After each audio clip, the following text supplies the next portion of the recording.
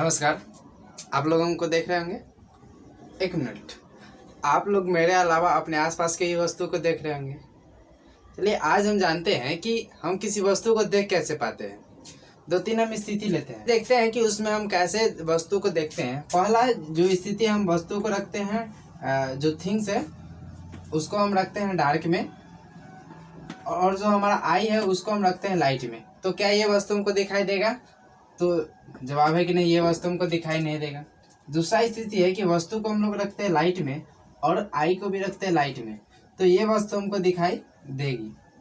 तीसरा स्थिति है कि हम इस वस्तु को रखते हैं लाइट में लेकिन हम अपने आई को रखते हैं डार्क में, तो क्या ये वस्तु दिखाई देगी? तो हाँ, ये वस्तु दिखाई देगी।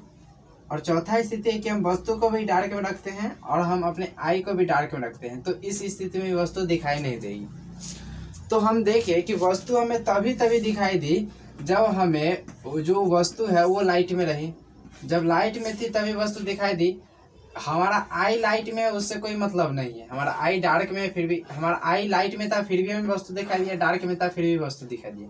तो हमें आई से मतलब नहीं है, हमें यह मतलब है कि वस्तु लाइट में है कि लाइट में है कि डार्क में है। अगर वस्तु डार्क में है तो वो नहीं दिखाई दे रहा है, लेकिन लाइट में होने पर वो दिखाई दे रहा है। तो क्या घटना होती है जो कि लाइट में हमें दिखाई देती है और वस्तु डार्क में हमें दिखाई नहीं देती है? देखिए, कोई भी वस्तु हमें लाइट में इसीलिए दिखाई देती है क्योंकि अब वो वस्तु लाइट में होती है तो सबसे पहले वो लाइट इस पर आती है और यहाँ से लाइट परावर्तन होकर रिफ्लेक्ट होकर हमारी आई तक पहुँचती है और तभी ये वस्तु में दिखाई देती है। जब ये वस्तु इसमें लाइट आता है, यानी कि जब ये वस्तु लाइट में होगा तभी दिखाई देगा।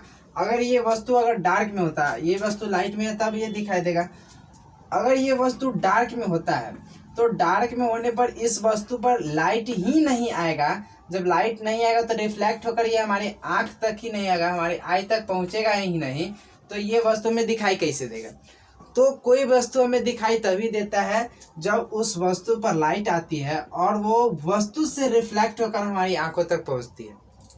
कुछ ऐसा वस्तु है जो अपने आप से ही लाइट रिलीज करता है और कुछ ऐसा वस्तु है जो अपने आप से लाइट रिलीज नहीं करता है। तो जो अपने आप से लाइट रिलीज कर रहा है, तो जो वो लाइट रिलीज कर रहा है उसी समय हमारी आंख पर पहुंच रहा है, तो हम उसको आसानी से देख पाते हैं। और वो वस्तु जो अपने आप से लाइट रिलीज नहीं करती है, उस वस्तु को हम तभी देख पाते हैं जब वो वस्तु लाइट में होती है।